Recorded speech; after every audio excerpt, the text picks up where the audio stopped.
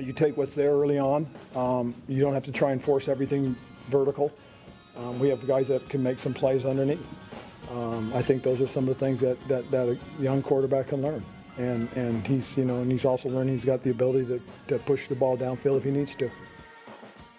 Welcome back on a Victory Monday presented by Chiniga Mayos. Join the mission at careers with MIOS.com. Time now for a Howell eval as you hear Coach Rivera talking about Sam Howell. I went back and watched the game last night because I'm doing a show called Inside the Betting Lines from MGM National Harbor from 1 to 5. Mm-hmm. So all the games are on, and the sports book is right there. We're broadcasting the sports book. It's loud.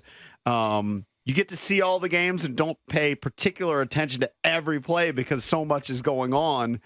So I went back last night at like halftime of the Sunday night game, and I started and I watched the whole game. I will be a little critical and give him an A-.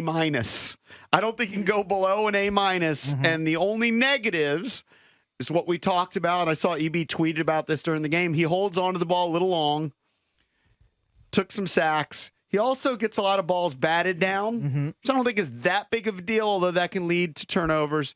Some of this is on the line. Some of this is on Howell.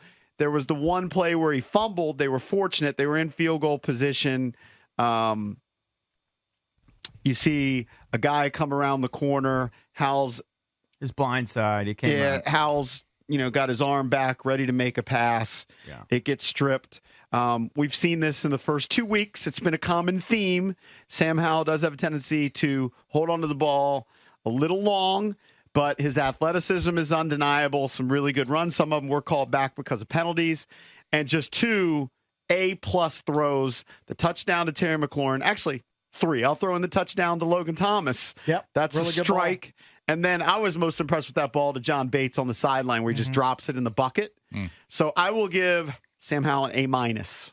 I'll give him an A+. I mean, I think he was one of the reasons, if not the reason, they won the game, certainly offensively. But you go 27 for 39 for 300, a couple touchdowns, don't turn the ball over. Yeah, I would agree with you. He's still kind of learning to get rid of the ball, but he did a much better job in the second half. I don't know what his QBR was for the game. It's like 77. Was it? Yeah, that's pretty good. 64. Sorry, I'm sorry. 64 is still very good. Sorry. Now, he didn't rush for a ton of yards, but he had a couple called back from penalties. He would have had, 30-ish yards rushing if he didn't have those flags. They were just big. They were just impactful runs. But the touchdown to McLaurin was just a big-time throw. The sideline pass to Bates, big-time throw. He was using the entire field. He was checking down, and when he couldn't find somebody deep, he was checking it down and throwing to the guys underneath. I just thought he played a really smart game, and I'll give him a high grade because he was one of the reasons they won. If not the reason. I'll give him an A+. Wow. I mean, there's no way I can't give him an A. He's definitely in an A. There's no way he's below an A. He had a 112 rating. His rating was higher than Russell Wilson, Justin Herbert, Patrick Mahomes, Jalen Hurts, Tua, Joe Burrow. I mean, he went into a hostile place to play with a team desperate to get a win. Broncos are now staring down the barrel of 0-2, and he outdueled Russ Wilson. That's an A performance if I've ever seen one. A. It's absolutely an A. He's got, listen, here, I'm going to make a prediction right now, and I think you're already starting to see it. And, he's not a finished product yet, and we can't anoint him franchise quarterback quite yet. But I think first thing you're going to see as they eventually decide that this is going to be the guy, I think he's going to be the guy, is they're no longer going to refer to him as a 5th-round draft pick anymore. You're not going to hear that. Like you will sometimes. But and when it was unknown, the Commanders were their 5th-round draft pick, Sam Howell, 5th-round draft pick, Sam Howell, 5th-round draft pick. And it was so annoying. That narrative is going to dissipate. Now they're just going to talk about Sam Howell. And here's what you talk about. Obviously, he's got the cannon, the poise, the accuracy, the balls, the heart, the resiliency, the athleticism. Checks all the boxes. You watch the guy in the post-game presser. The guy is 3-0 as an NFL starter. Just had the game of his life, a road game at Denver. Everybody talked about how hard it is to win at Denver, on the road, in the altitude. It's traveling. He's only making his 3rd career start. He's going to be a disaster. He handled it fine. You get in the post-game presser, guy's completely unfazed. Looks like he just beat you in checkers or something. Like, he is not. But that's what I love the most about him, I think. beyond his talent is his demeanor. He's not trying to be on, Sports Center. I don't think he's trying to be a social media star. I don't think he gives a crap about any of that. He just wants to play football, and I just love everything about him. Now, JP's right. He holds on the ball too long, and I think he gets those tipped balls because if I had to guess, he's not getting the right depth necessarily on his drops, and that's getting him in trouble. But I think those are correctable things. All the other things are things that you love about him and you want to keep working with.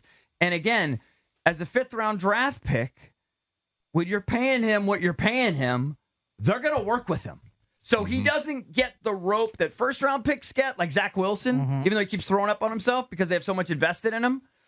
A kid like Howell will get more if you show him enough because the payoff is so huge. Like to potentially have him for 4 or 5 years on a rookie contract. Right. That's why they're going to keep giving him chances because he's got so much to work with. I give him an A. I can't give him an A+ because he's still got to work on that pocket presence. But that was an awesome game. If he could do that 8 times out of 10, well, you're set for life. He's a Pro Bowler. You're set for life. If you can do that 8 times out of 10. The reason I give him the plus is because he was going on the road. Like you said, hostile environment, first road game. Tough place to play. That's why I give him that plus. Didn't play like an A+ quarterback, but since he did go on the road, he played really well. You may see it in that certain environment. I got to give him the highest grade. I was talking about this yesterday.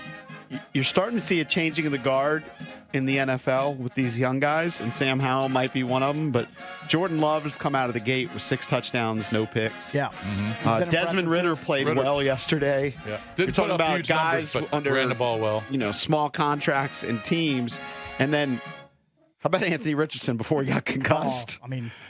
He was crushing. Also, C.J. Stroud. C.J. Stroud threw for, 400 yards? Yeah, so, you're right. The young quarterbacks played really well yesterday. I don't know. What is the jury out on Fields? He's been awful. Not very good through the first couple games. No. He's been awful. Lie detector test. Who would you rather have right now? Right now? Yeah, Fields or Howell? Not ready to give up on Fields just yet. But Howell. Howell's playing better. Takes? Howell's playing better. Howell's a better passer. He's a much better passer. He's a better passer. Fields a better runner. Yeah. But Howell runs pretty good, too. Howell's sneaky athletic. Like, I know, I remember talking to my buddy Joe P., and he was like, yeah, he's athletic, but he's not as athletic as people think. I'm like, no, I think he is. I think the Bears are going to realize the only way we win games is if we weaponize Justin Fields on the ground. So you're going to see more of that going forward. Which they didn't do yesterday. Passing-wise, of course, I would take Sam Howell right now. And it's not even close. You'd take Valdez over Zach Wilson. Yes, correct. Yeah. Fields. I'm not a shot at you, Valdez. Fields, I believe, is 6-26 as a starter. And Matt Eberflus, I think it's 6-26 as a starter. Mm-hmm. And Matt Eberflus is a head coach. I think it's 3-17 now, something like that. I told you he'd be horrendous. Because of his name. His name is not just because of his name. Just that in and of itself. He should have. What's his first name? Eric? Yeah, it should have been like Ebers. Yeah, Eric Eberflus. Yeah, just get rid of the flus. But Desmond Ritter's a guy who doesn't throw the ball that much, but he had a chance yesterday, made some plays, also ran one in. Jordan Love has been really good, and Sam Howell has been good. We'll take your calls next. Your Howell eval, and it can be through 2 weeks, really. 800-636-1067. John Keim's going to join us coming up at 7:20 now. All right, Valdez has a clip. You want to play it here, Valdez? You have sure. Ron talking about. We have some more clips of Ron talking about Sam. Yeah. Ron, just on Sam again, the ball to Terry in the end zone, that's a fairly tight window. What did he show you there? It showed you he can be pinpoint accurate. It really does. He's got a strong arm. He can make those kind of throws. But the biggest thing more than anything else he did was you could see him really just kind of time it out and get it out when it needed to be. And that's something that as he continues to play, you'll see his timing get better and better. I think that's a big thing. They talked about his thing that he needed to work on was the footwork, and when you hit that 3rd step or that 5th step or whatever, releasing the football. I think when he gets in trouble sometimes with those tipped balls at the line of scrimmage, he might not be getting the depth he needs, or it's just the offensive line getting overwhelmed. He's also shorter. I mean, it's a factor. He's a little shorter, but you can adjust that with arm angle and stuff. Could be just being short. I don't think it is. No, I think it's a combination of everything. Yeah. Some of it's on the line, which is, look, every quarterback, even the tallest quarterbacks, get balls batted down. It happens. Right. Some of it's on the line. Some of it, I think, is on him holding onto the ball a little too much. He should probably get rid of it. And then some of it is he's a shorter guy. He's going to have but I think more also balls the batted depth down. that it on his drops, which is tied into holding the ball. That's too something long. Bieniemy he'll watch the film a billion times and break it And down again, this is and what- correct it. And look, he almost got one, I think, picked off. He got one picked off last week on a batted ball. He almost got one picked off on a batted ball. Yeah, they're not great. You don't this want week, batted but balls. Credit to Logan Thomas, because that looked like a guaranteed interception. And Logan Thomas kind of fought with the defender there, and it ended up being an incompletion. Yeah. You know what else helped Washington yesterday was the fact that at one point after Kareem Jackson gets ejected, they had backup safeties in there for the Right. entire second half, pretty much. Yeah, because they lost Definitely one of their safeties Yeah. in week 1. I can't remember his name. Stearns. Yeah. Yeah, and he was out, so you were playing two backup safeties, and I thought they took advantage of that.